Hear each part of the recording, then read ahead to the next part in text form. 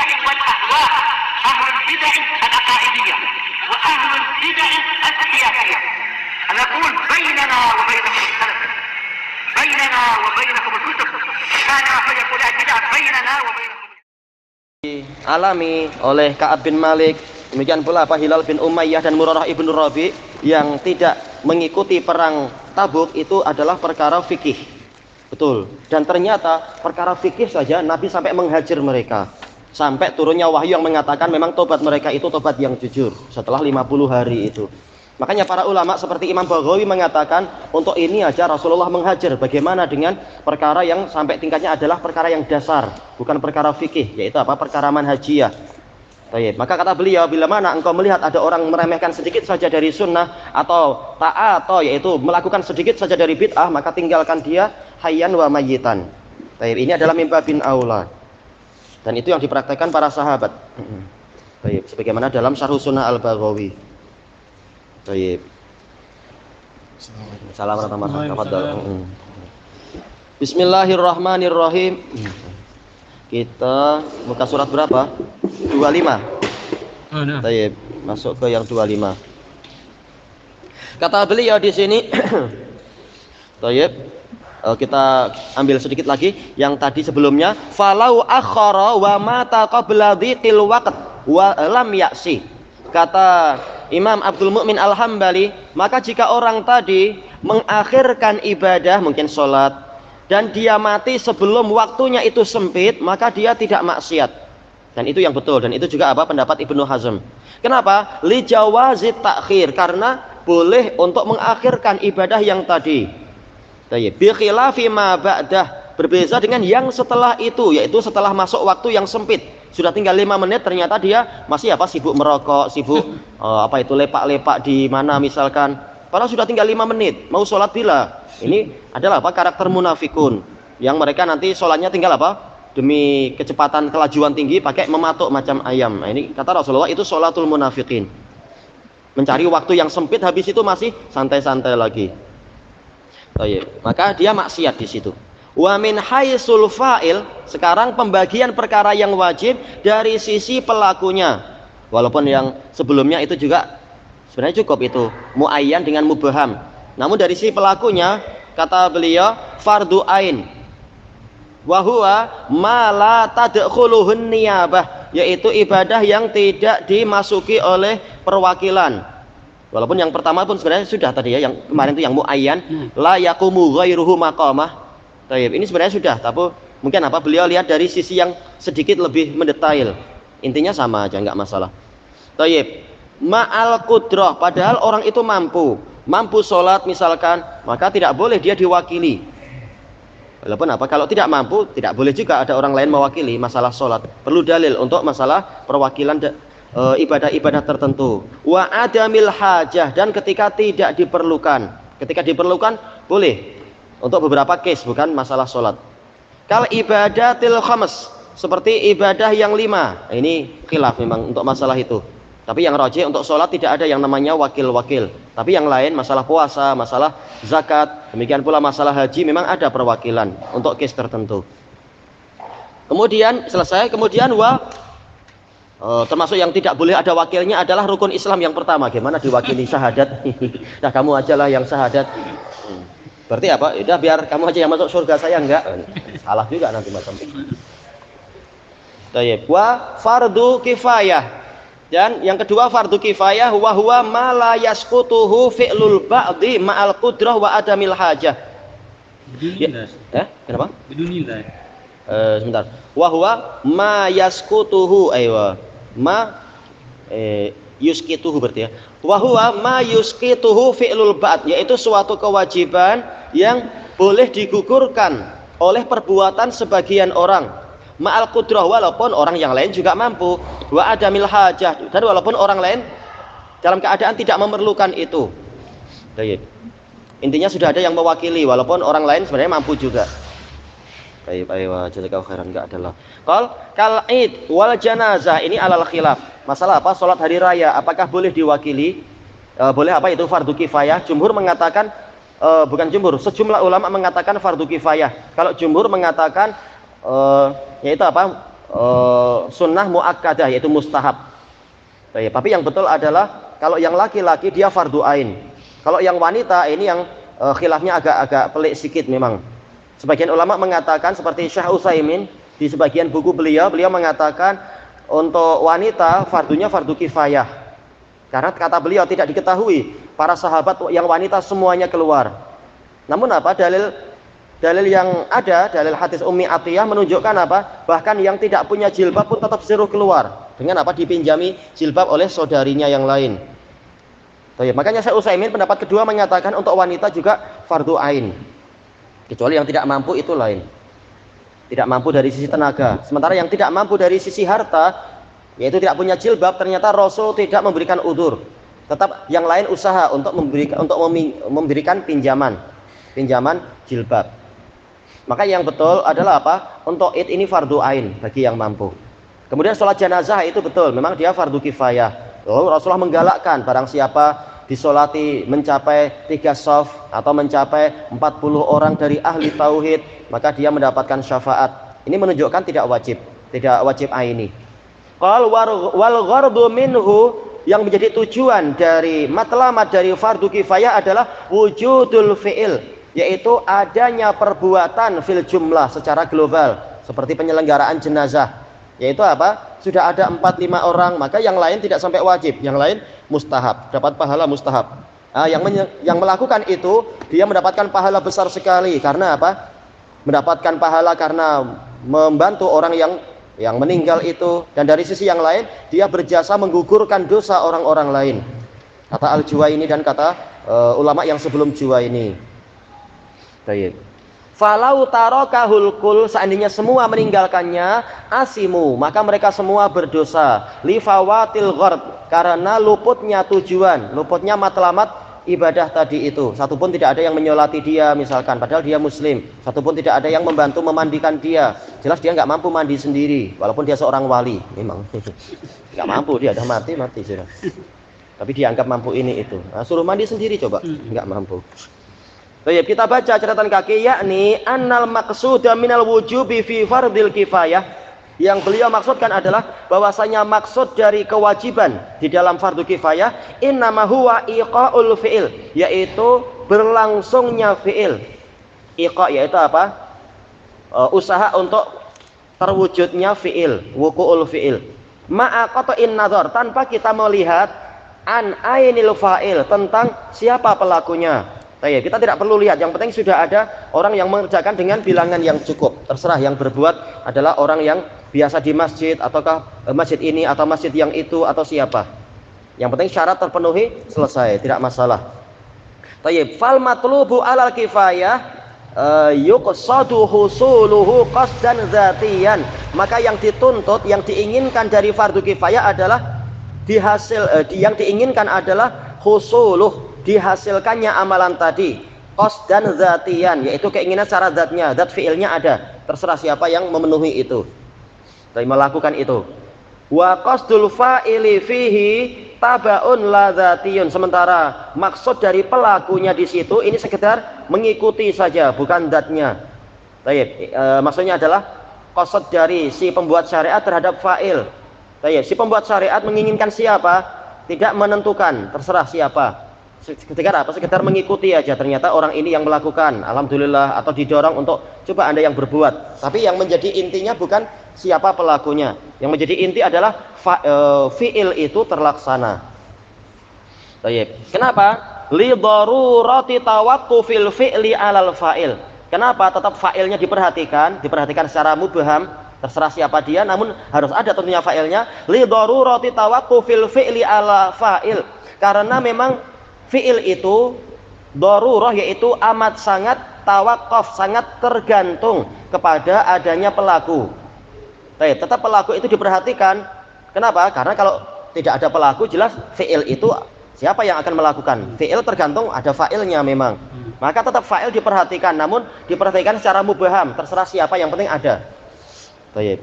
Intinya pada zat fi'il, bukan zat fa'il. Kemudian disuruh lihat buku-buku yang disebutkan di situ.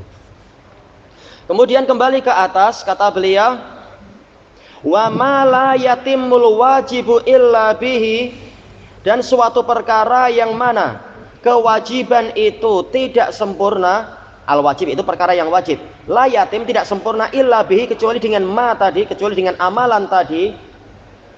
Baik, jawabannya mana? Belum ada jawaban. Kita lihat di sini, imma ghairu maqdur, boleh jadi tidak sempurna karena tidak dimampui, lil mukallaf untuk pelakunya, yaitu apa? Orang yang terbebani syariat dia tidak mampu, misalkan satu orang, misal mukallaf satu orang sendirian dia tidak mampu. Kal qudrah seperti kemampuan, memang dia tidak punya kekuasaan, tangannya tidak mampu untuk memandikan satu jenazah. Wal yad fil kitabah, atau apa, tangan dalam menulis, padahal sekarang harus ada penulisan, mungkin misalkan penulisan apa yang wajib misalkan, sementara tangan dia tidak ada, berarti apa, memang ini fardu kifayah, harus ada orang yang membantu dia. Kemudian wastikmali adadil jum'ah, dan yaitu kelengkapan dari bilangan orang yang ikut sholat Jumat menurut pendapat jumhur, walaupun jumhur khilaf, minimal 40 kah berapa, ada yang bilang 20 dan sebagainya. Yang penting apa, bilangan itu harus sempurna dan jelas itu, yaitu apa, minimal ada apa, ada khotib dan ada yang mendengar. Kalau khotib aja nggak ada yang mendengar, kasihan, jelas ini tidak sempurna. Yang lain dosa itu, yang cuma lepak-lepak dan merokok di bawah pokok beringin itu. Nah, ini contoh perkara yang kalau kewajiban itu tidak sempurna dengan dia, berarti dia juga apa, wajib. Fala hukmalah, maka yang seperti ini tidak ada hukum untuknya, yaitu belum dihukumi telah memenuhi kewajiban. Nah, ini jawaban dari apa, ma la yatimul wajibu illa bihi, maka dia tidak punya hukum, yaitu apa, hukum pelaksanaannya belum dianggap terlaksana, itu maksudnya. Adapun kalau kaidah yang ma'rufah disebutkan Ibnu Nujaim lebih jelas, Al-Hanafi, yaitu apa, ma la yatimul wajibu illa bihi fahuwa wajib, sesuatu yang mana perkara yang wajib tidak sempurna kecuali sesuatu dengan sesuatu itu, maka dia wajib, ya memang jadi wajib. Satu orang ternyata tidak cukup melaksanakan kewajiban tadi, berarti apa, orang kedua wajib membantu sampai terpenuhi at-tamam, sempurnanya pelaksanaan perkara wajib tadi. Kalau perlu 3 ya berarti 3 orang. Tayyib, qal wa imma maqdur, itu yang pertama, boleh jadi tidak dimampui. Kemudian yang kedua, dimampui sebenarnya, kasai ilal jum'ah, seperti apa, bergegas untuk pergi ke ibadah sholat Jumat, wa shaumi juz'in minal lail, dan puasa di sebagian malam, wa ghusli juz'in minar ra's, dan mencuci sebagian dari kepala, fahuwa wajib. Nah, ini jawaban dari yang tadi juga, maka yang seperti ini dia itu adalah wajib, yaitu apa, memang dia mampu. Adapun untuk orang yang tadi, untuk orang yang dia tidak mampu tadi, maka dia tidak dosa, dia sudah berusaha, namun gimana, saya mau memandikan jenazah tapi saya cuma 1 orang, maka tidak lagi wajib bagi dia, yaitu apa, dia tidak dosa, karena apa, dia sudah mencoba, namun dia perlu bantuan orang lain. Demikian pula tangan, semula apa, wajib menulis sesuatu misalkan, namun dia tak punya tangan, maka dia tidak terkena kewajiban tadi, karena dia tidak mampu. Baik. Demikian pula yang ibadah sholat Jumat, ternyata apa, memang yang ada hanya khotib, cuma khotibnya datang tahu-tahu orang-orang nggak ada semua, kemana, pemilihan raya ke Sarawak semua mungkin, atau ke Sabah. Ini jelas apa, khotibnya nggak dosa, dia sudah apa, berusaha datang. Yang berdosa yang orang lain, cuma apa, jelas Jumat dia tidak terhitung secara syariat, namun pahalanya sempurna, dia sudah mencoba. Tapi secara fikih memang berarti di masjid itu tidak ada Jumat. Ini contohnya. Demikian pula masalah pemandian jenazah, dia dapat pahala memandikan, cuma ketika memang terbukti belum ada yang memandikan karena perlu beberapa orang, misalkan, maka apa, dihitung secara fikih jenazah itu belum dimandikan. Tapi biasanya kalaupun dipaksa-paksa boleh aja 1 orang ya pelan-pelan dan sebagainya. Tapi misalkan, atau seperti tangan tadi itu, pahalanya tetap sempurna, namun secara fisikal jelas apa, hukum duniawinya, hukum fikihnya, penulisannya tadi belum ada. Adapun orang ini dapat udzur, dia dapat pahala, sudah ada niat dan usaha menulis misalkan. Tayyib. Nah, sekarang untuk yang kedua, maka hukumnya jadi wajib karena orang itu mampu. Orang-orang yang di situ mampu. Seperti apa? Berusaha bergegas ke masjid untuk sholat Jumat. Demikian pula apa? Puasa sampai sebagian dari malam. Maksudnya sebagian dari malam itu apa? Kata sebagian fuqaha, yaitu puasa sampai benar-benar masuk waktu maghrib. Jelas hakikatnya kalau betul-betul masuk waktu maghrib, sudah masuk malam sedikit.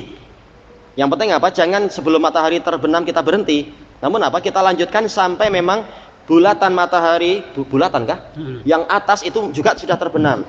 Nah, hakikatnya kalau bulatan sudah terbenam, ketika kita mau berbuka, hakikatnya kita sudah masuk ke sebagian malam itu. Sebagian sedikit, nggak masalah. Perkara macam itu. Nah, ini contoh. Dia mampu menyempurnakan puasa sampai batas akhir dan masuk sedikit. Maka kalau dia tidak melakukan berarti apa? Yaitu apa? Berarti untuk masuk ke puasa agar menyempurnakan puasanya itu mau tidak mau memang seseorang harus melanjutkan puasa sampai mungkin apa? Setengah menit misalkan atau beberapa saat ketika sudah terbenamnya matahari. Berarti untuk sampai ke situ ini juga wajib. Karena untuk memastikan matahari sudah tepat bulatannya itu habis tentunya susah. Namun kita pendekatan. Biasanya yang adzan siapa? Yang memperhatikan masalah itu muadzin. Dia tengok matahari bulatannya sudah masuk yang pertama. Dia akan tunggu dulu. Begitu bulatannya betul-betul masuk, dia akan mungkin apa? Turun ke masjid lalu menyiapkan mikrofon. Terkadang apa? Waduh, ini mati pula itunya karennya. Kemudian adzan. Nah, jelas apa? Orang-orang di luar, oh itu sudah adzan. Berarti sebenarnya dengan untuk menyempurnakan puasa, mereka mau tidak mau memang masuk ke sedikit masuk waktu malam. Berarti masuknya mereka waktu malam dalam keadaan masih puasa ini dihukumi wajib demi kesempurnaan puasanya tadi. Walaupun tentunya ini sekedar gambaran, bukan berarti betul-betul wajib. Betul-betul wajib tunggu sampai betul-betul malam, bukan begitu. Tapi demi sempurnanya puasa tadi, karena mau tidak mau jumhur orang akan menunggu adzan tentunya. Tidak semua orang melihat keadaan matahari. Nah, ini contoh masalah yang seperti itu. Demi kesempurnaan maka yang itu pun jadi ikut wajib. Demikian pula yang tadi Jumat. Kalau orang boleh jadi kalau orang berjalan biasa itu dia akan terlambat karena apa? Sudah adzan. Kalau adzan tentunya walaupun sholatnya sah, namun apa? Dia tidak mendapatkan pahala Jumat sebagaimana yang dijanjikan. Berarti sa'yu itu menjadi wajib, yaitu bergegas, bukan jalan santai-santai apalagi pusing-pusing dulu, enggak. Jalan dengan cepat, as-sa'yu. Walaupun tidak sampai berlari. Demikian pula mencuci sebagian dari kepala. Demi apa? Menyempurnakan wudhu dia. Satu bagian dari kepala. Kalau dia tidak sama sekali kena kepala, berarti apa? Wudhunya itu tidak sah. Berarti memang dia harus mengambil sebagian dari kepala dia untuk kena air. Mengambil bagian, yaitu apa? Mengusapkan air ke kepala. Maka dia jadi wajib perkara yang seperti ini. Tanpa kita membahas masalah yang wajib itu setengah atau sepertiga atau semua dari kepala. Itu pembahasannya tentunya dalam fikih. Qali tawaqqufit tamami alaih, karena kesempurnaan ibadah tadi tergantung pada dia sekarang, tergantung pada amalan-amalan itu. Ini contoh perkara yang boleh jadi apa? Fardu kifayah, atau boleh jadi dia jadi fardu ain untuk orang tertentu dan sebagainya. Ini kalau sebenarnya beliau membahas fardu kifayah. Tapi kalau ternyata ini pembahasannya baru, yaitu masuk kepada kaidah tadi ya, tadi sudah dijelaskan. Sesuatu yang semula tidak wajib, namun kewajiban tergantung pada dia, maka dia jadi ikut wajib. Seperti kata para ulama di Damat, yaitu apa?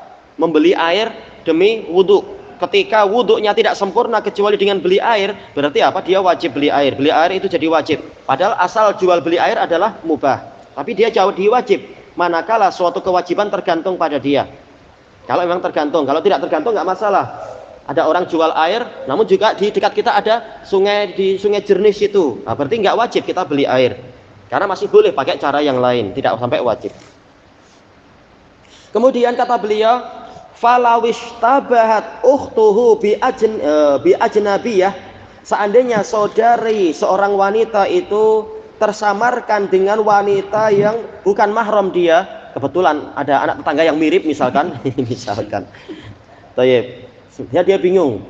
Kalau saudari saya boleh, ini demi menjaga dia, jom kita balik, kita pegang tangan dia, ayo jom balik, ini sudah malam juga, kita khawatir ada apa istilahnya itu, para stalker atau apa itu, para penguntit atau para apalah penjahat-penjahat.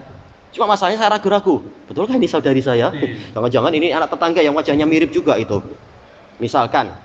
Atau kemudian yang kedua, au maitatin bimudzakah, tersamarkan antara bangkai dengan hewan yang sudah disembelih. Mungkin apa kebetulan karena dia sudah menyembelih lalu dia letak, tahu-tahu ada Ada kucing juga apa? Mencuri dari pasar, bawa daging-daging ke situ juga. Kita tak tahu juga ini yang dibawa kucing ini disembelih betul atau tidak. Misalkan kita ragu, Kalau kita tidak ragu tidak masalah. Ini misalkan ragu dan tersamarkan. Wajabal kafu, maka wajib menahan diri. Itu betul. Karena apa? Famanitta qasyubuhat faqad istabra li dinihi wa irdih. Barang siapa menjauhi perkara yang samar-samar, maka dia telah membebaskan agamanya dan kehormatannya. Bebas dari apa? Dari perkara yang haram. Demi apa ini? Taharrujan. Taharruj yaitu apa? Keluar dari kesempitan, keluar dari dosa. Taharruj. An muwaqa'atil haram. Dari apa? Jatuh kepada perkara yang haram. Baik. Maka apa? Jangan pegang tangan perempuan tadi. Jangan-jangan dia bukan saudari. Seperti yang terjadi di Damas itu. Dan kadang apa? Belajar sampai habis isya. Nah, nanti habis isya biasanya habis sholat isya itu dijamin setelah itu di depan musola nisa nanti para bapak-bapak panggil Ummu Fulan macam itu. Kadang anaknya ikut teriak juga Ummu Fulan, nggak boleh bilang Umi karena apa? Nanti nggak tahu Umi itu siapa, yang manggil siapa, masing-masing punya Umi, tapi harus disebutkan Ummu Fulan. Baik, ada case karena apa? Karena agak gelap juga terkadang di daerah situ. Seorang suami salah ambil tangan wanita dibawa sampai ke itu, wanita juga nggak nyangka itu dikira suaminya karena agak gelap. Setelah sembang-sembang, salah orang ternyata. Langsung lari. Tapi masih dekat, masih di wilayah situ aja. Nah ini kalau samar-samar seperti itu ya jangan langsung diambil, tapi tanya baik-baik dulu. Ini betul tidak fulanah misalkan atau apa. Baik. Kemudian ini ada catatan kaki. Qala Syekh Al-Qasimi rahimahullah, ay tajannuban lil haraj. Ya, taharruj yaitu menjauh dari haraj. Haraj artinya dosa atau kesempitan. Fi muwaqa'atih, untuk masuk kepada perkara yang haram. Baik. Qala fil mufassal tafa'ala ya'ti bi makna tajannub. Iya, betul. Seperti apa? Ta'assuman yaitu tajannubul ism, menjauh dari dosa. Baik. Tahannus menjauhi hinas, menjauhi dosa. Kaqaulika tahawwaba wa ta'assama wa tahajjat. Tahawwab menjauh dari hub yaitu dosa. Ta'assam menjauh dari ism. Tahajjat menjauh dari hujud. Hujud adalah tidur berbaring. Salat tahajud berarti apa? Memang dia tidak tidur, dia memilih salat. Wa taharraja yaitu apa? Tajannabal hub, tajannabal ism, tajannabal hujud wa tajannabal haraj. Ayo, itu maknanya. Baik. Kita tambah sedikit lagi, kita habiskan sekalian. Falau wati awahidatan. Nah, ini masalah ya. Kalau dia menggauli, ini karena ini kembali ke yang tadi ya. Kalau dia menggauli salah seorang dari wanita tadi, cuma seandainya ibarahnya bukan begini. Kenapa? Gimana menggauli saudarinya? Jelas ibarah ungkapan yang tepat bukan begitu. Yaitu apa? Falawishtabahat zaujatuhu bi ajnabiyah. Ini lebih sesuai. Tersamarkan bagi dia, ini istri saya atau wanita yang bukan mahram saya. Itu lebih bagus, bukan ukhtu lah. Tapi apa? Zaujatuh misalkan. Mungkin ini sekedar kesalahan dari sekreterinya atau dari muhakiknya yang menulis. Jelas kalau ukhtu nggak boleh diwatik lah. Gimana digauli?